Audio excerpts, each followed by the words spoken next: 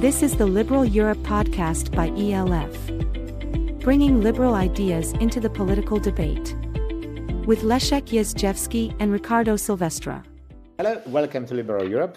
Today we are going to talk about total defense, and my guest today is Helena Quis, who is a project manager of security and resilience at the Bertelsmann Foundation, and was also a guest at the latest edition of Freedom Games. Helena, welcome to Liberal Europe. Thanks for having me. So I was really glad that we invited you to this discussion because you had a lot of things to say, even though the time was short. And I wanted to use this opportunity to get deeper into some of those thoughts that you shared. But perhaps first of all, we should try to explain to our listeners who might be not attendees of Freedom Games or experts on total defense, what this term really means, what it meant historically, and what is the relevance of this term to today security in Europe. Absolutely. I think total defense can be a quite confusing concept and term. It hasn't been used very much, since the Cold War, basically. So not many people know it nowadays. That changed, of course, since 2022 latest. The thing is that total defense has no universally accepted definition. So there's also no single total defense model, meaning that total defense looks very different in different European states. Like, for example, it looks different in Germany than it does in Lithuania. So I guess the bad news already at the beginning in this podcast is that there's actually not a thing that I would call European total defense, just because it's so diverse. However, there are certain things that all European total defense models have in common. And that's basically the aim to organize a joint effort between the nation's armed forces, so the military side, and civil society, so the civilian side, mobilizing all available resources for national defense. And as a result, there are also certain elements that all of these approaches have in common, which is mainly civil-military cooperation, which of course makes sense as you need to combine military and civilian efforts, but then also a whole of society principle, meaning to engage really the whole of society into defense efforts, and a whole of government principle. A whole of government principle means that, different to military defense, as we all know, lies mainly, if not solely, with the Ministry of Defense of a country. Total defense is different. It's really responsible for whole governments, not only on the national level, but it can go down to state level and also the local level, depending on the country. And as I already mentioned at the beginning, and you also talked about briefly about the heritage of the concept, it's something that stems from the Cold War and is something that was revitalized during the past years, mainly since 2014 with the annexation of Crimea, but then of course mainly after the Russian full-scale invasion into Ukraine. And if we look what has changed since the Cold War times and nowadays, is I think not that total defense is outdated, but we just use it in a different way. It definitely became more complex and challenging due to certain, elements of modern societies. When we look at mainly privatization, so different elements are not in state hands anymore. But of course, we also have digitalization, we have social media where disinformation can spread, which can also be a type of warfare, or at least a threat. But we're also more and more interdependent. But which also means that we have several new vulnerabilities and several new actors in which these elements, hence, like in whose hands these elements lie when we think about private companies, civil society organizations, etc., that all really have to be brought together in a joint effort for defense. So it seems like it's very en vogue to speak about total defense these days. And it's interesting that actually developed, as I understand correctly, as a sort of concept for defending the small neutral countries which could not count on the support of NATO, United States against Russian invasion, but okay, and Switzerland. And I wonder, from this perspective, is it not just another word for something that actually existed during Second World War? So if you have a total war, then obviously you have total defense, right? Everyone is defending everything if they can, and doesn't make sense to like if you think about situation of countries which are in the alliance, like in NATO, and not necessarily also have a border with Russia, like Germany. Do you think that, sort of thinking about it in the way that like Finns fought in 1940, against the USSR aggression at the time, do you think it's it's not quite confusing that we use the same term in a very different context? And does it mean something different, or does it mean like conscription and militarization of society? And basically, is this term really, like sort of consistent over time, or is it like a totally different thing but with the same name? I mean, that's a good question. I would actually even go further. It's not only the consistency over time, but also over geography. So like going beyond borders. I would never argue neither for like copy pasting something from the past to nowadays. Definitely not from 1940. That is just way too long ago. Time has changed massively since then. But also not copy pasting something from other countries. Like you mentioned Finland, like these days it seems kind of everyone wants to have the security system of the Finns. Like Germany wants to become Finland. I heard Poland wants to become Finland when we We need talk more about total Finns. defense. Maybe it will be easier.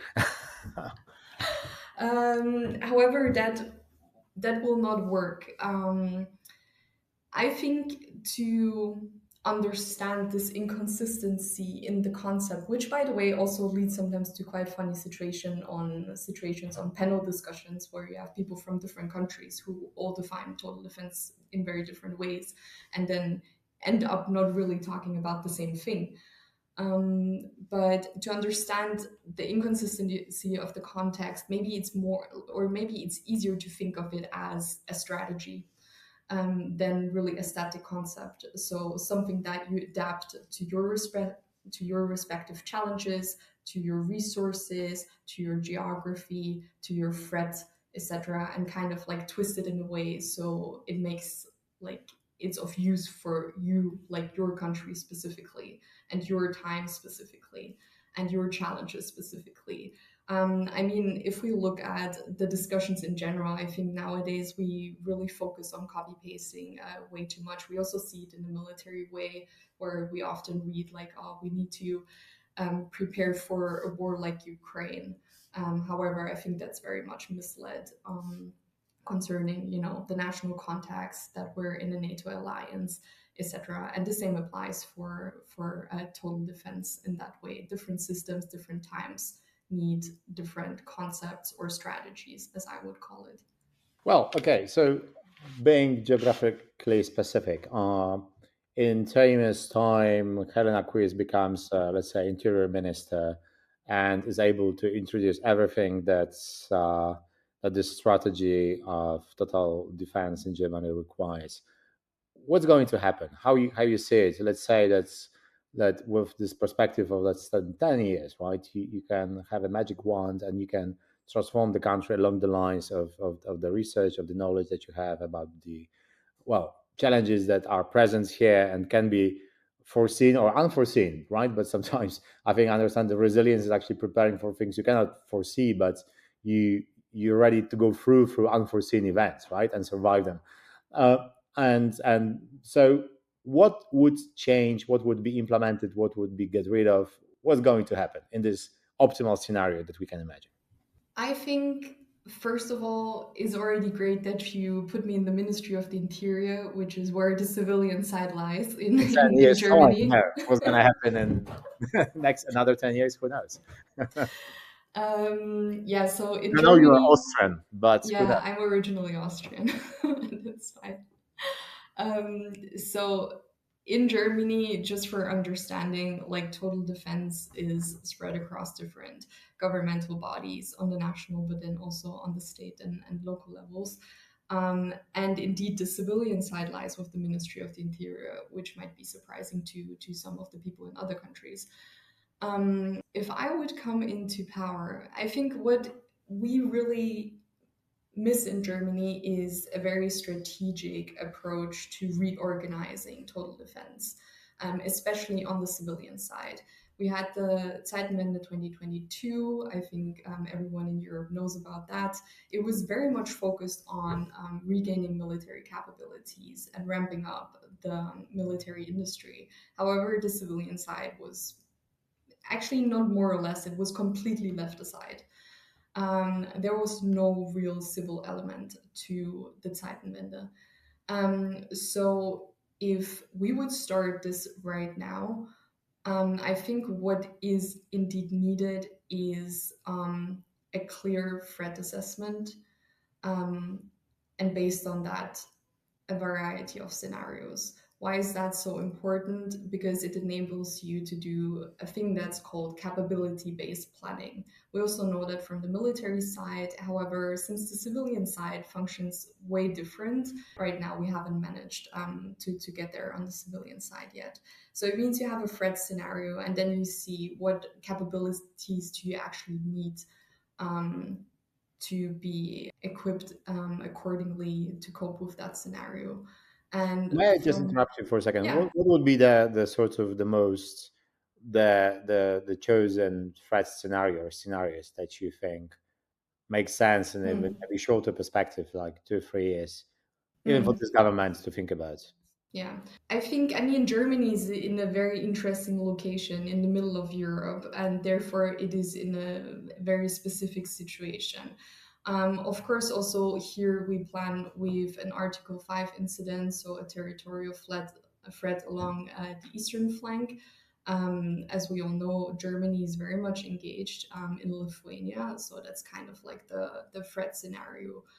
We always calculate with that if something happens on the NATO eastern flank, the armed forces, the German armed forces, will be moved to the eastern flank as fast as possible. And that means that then the rest of Germany, so everything else than the armed forces, of course, some of them will stay here, need to face several challenges by themselves, which are challenges of internal security, for example.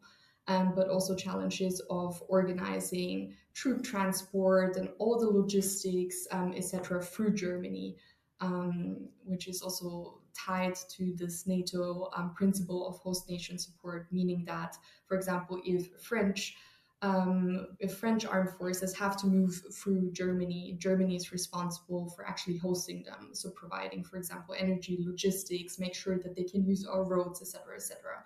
So if you have the armed forces tied up in conflict on the eastern flank, then these things have to be organized by civilian structures and people. So that's kind of like the baseline. And then on top, of course, we should not be naive. It probably goes together with a series of hybrid attacks, etc., at the same time. So attacking critical infrastructure here, trying to enable us to actually fulfill the duties Germany has to fulfill in the NATO Article 5 case. And to what extent the total defense aspect covers issues like the rise of extremism, the domestic terrorism, and also, BND at some point gave the warning about the rise of popularity of AFD. Is it something that should be included in total defense, as it's, the society can just collapse, I think, in the most negative scenarios? It is like more political, more internal, outside the scope of total defense aspects. I think it's not really thought about in an integrated way when we speak about total defense, but of course, you're absolutely right. Everything that concerns the society, that's definitely the case, should also be dealt with within total defense or total defense plans. I think that becomes more concrete when we talk about real, like incidents, like what you said, like a terrorist attack, for example, or even like a natural hazard like a big flood or a blackout that doesn't even need to stem from a hybrid attack, for example. So everything that undermines or threatens the functioning of our vital societal functions, in that case, does not only present a threat to our civilian lives, but then also to the militaries, because they rely partly on the same structures as we do when it comes to, as I said, energy, logistics, but also healthcare and other things. So that's mainly why these very like civilian sounding aspects of total defense are actually very crucial to ensuring European and also the national defense and deterrence, and is in the end also why a military alliance like NATO engaged in this area and tries to assist the allies of boosting their resilience, mainly of the civilian structures. The reason I'm asking is that I wonder to what extent the total defense relies on the presumptions that are not valid anymore, especially Mm. regarding the consistency of society, the ways of communication, the trust in governments. There are many presumptions which maybe are actually still exist. I wouldn't guess in all Scandinavian countries, let's say, but we might presuppose that they are still there. But just to give you the case, today there was some sabotage probably on the railway in Poland, and from the very beginning there are accusations. Oh, it was done by Ukrainians to provoke the outrage because everyone accuses Russians, even though I don't really think anyone knows about it. Obviously, you have Prime Minister already there speaking about it, so everyone who hates him, like 50% of society, says, "Wow, it's a bullshit." Um, it's very difficult to mobilize along the lines of like total defense. You can maybe mobilize 30% of your supporters if you're government. Maybe if this was real, maybe if there were, even with drone passing through Poland, where there were a lot of, mostly everyone focused on inability of government to communicate properly or to respond properly. There is very little, even though this is real and potentially very threatening, it's it is not definitely total, and this defense is, it's more, I think, more important for the actors here to actually fight against each other. So I suppose that with Germany it might be different, but if AfD, for example, rises and becomes the real political power in terms of being able to gain power, I imagine that protest against it and the whole conflict could become potentially as lethal as it is in some countries like Hungary or Poland. So I wonder, do you think that in the current media, communications, political environment, this total defense concept is really sort of enforceable? I think that's a very valid that's a very valid point. However, I would not blame the concept itself. It's really more about Or researchers, they are innocent. yeah. Let's not blame the concept. No, but honestly, like it's always on how it is. I would even say understood and then also implemented. And I think the problem at the moment is that since 2022, you actually have really a majority of the European countries, even from countries where you wouldn't necessarily think that, who switched, at least on paper, to a comprehensive or total defense concept. But they literally just did it on paper, and they're really doing it in a very top-down form. So without, kind of like trying to build a whole of society defense while leaving the society out because they don't know how to integrate them. They don't know how to communicate to society. And that's really a problem because that leaves some sort of vacuum, or leaves a space at least for nationalist, right-wing, etc. forces that you just pointed out, who can then either rally against it or take the stage with making their own point why we need defense. against which enemies we need defense, AfD will definitely not name Russia as the main threat. It's actually the opposite. So that's very much like leaving the room for undemocratic forces and misusing, building up defense, but kind of like going in the wrong direction with it. And to be honest, I'm not sure how far that applies to Poland. I'm not an expert on Poland. You might be the one answering that.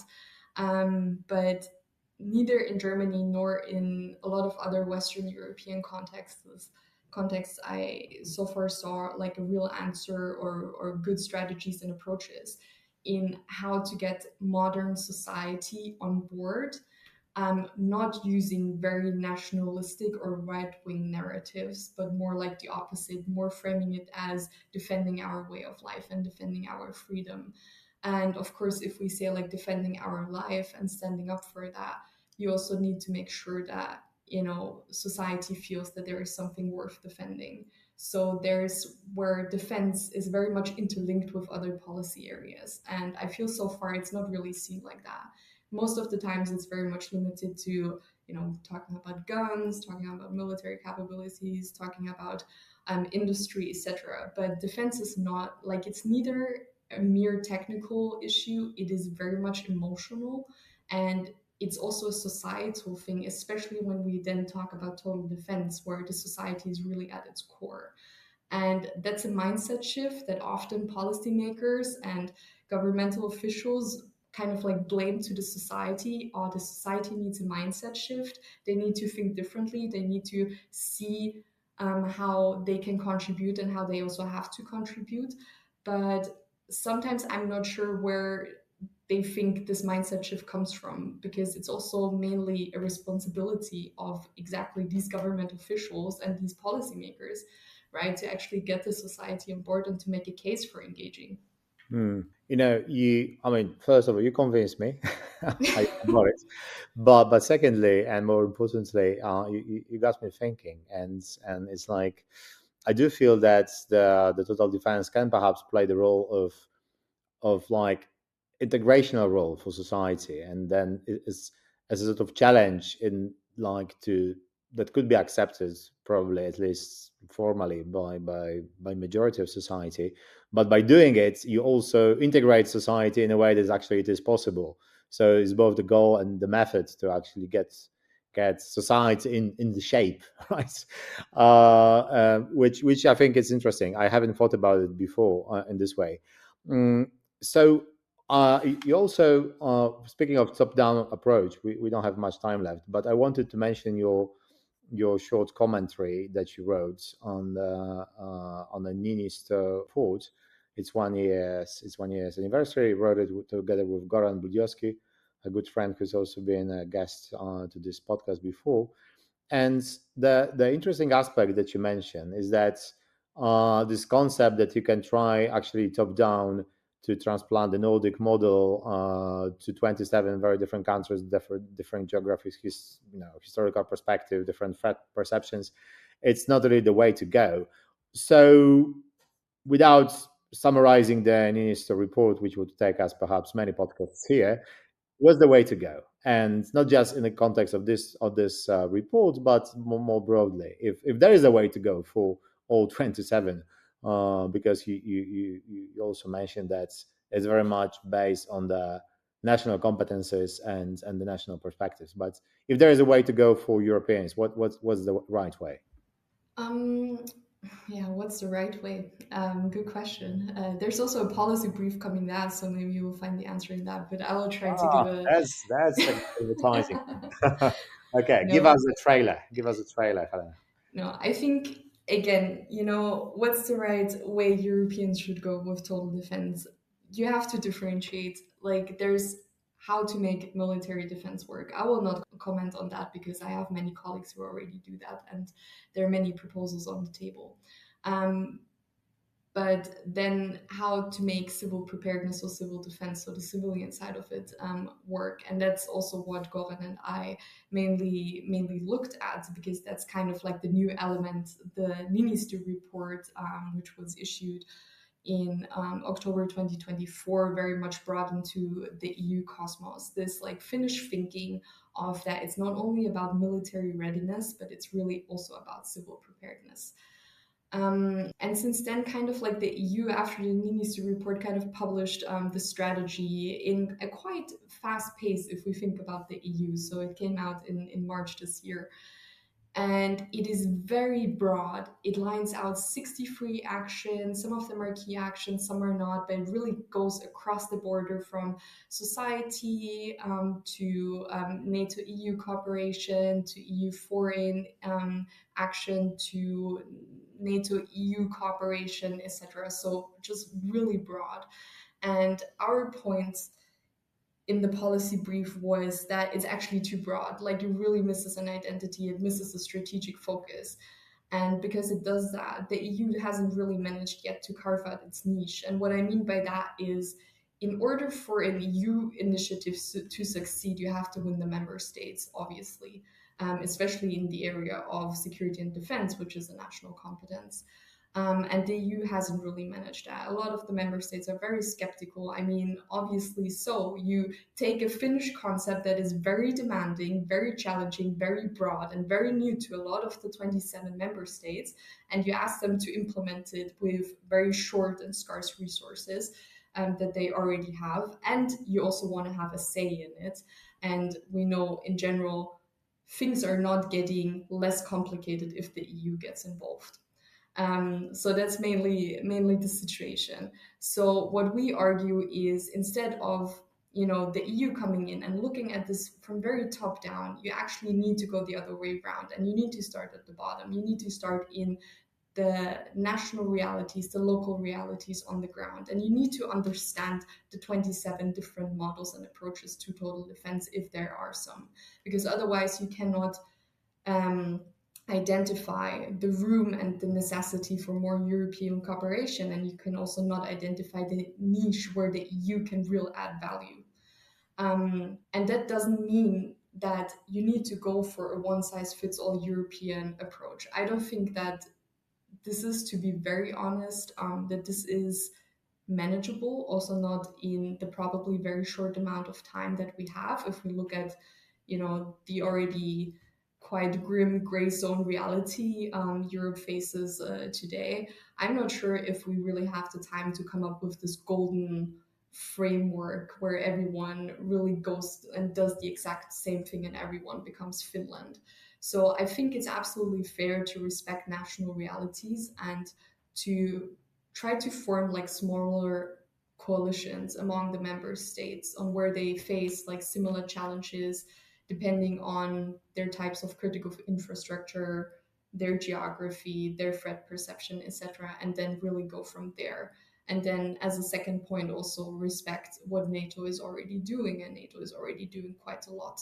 However, NATO is limited. It's a military alliance. Only ministries of defense and ministries of foreign affairs are meeting there. So you're already excluding a lot of ministries and a lot of actors from, sort of like, it's not even policy making, because NATO doesn't have the competence for policy making. But then also like, the EU not being able to engage in policy making. It has regulatory power. It has money that NATO doesn't have. So it actually has a lot of strength that it can bring to the table, but it really needs to find its niche first to really add credible value. Well, I think this is very in line with the subsidiarity concept on which EU is based, and coalitions of the willing, which are emerging in different areas. And the thing that we're actually doing here is one which you ask for at the Freedom Games to change the narrative and the way that the whole conversation is structured. Helena, I think it's a good place to end. So thank you so much for being with us in the very up today. Thanks so much. It was a pleasure being here. So that's all for today from me. Please tune in for Ricardo Silvestre next week. Until 2 weeks. Goodbye. You were listening to the Liberal Europe podcast by the European Liberal Forum. This podcast was co-financed by the European Parliament.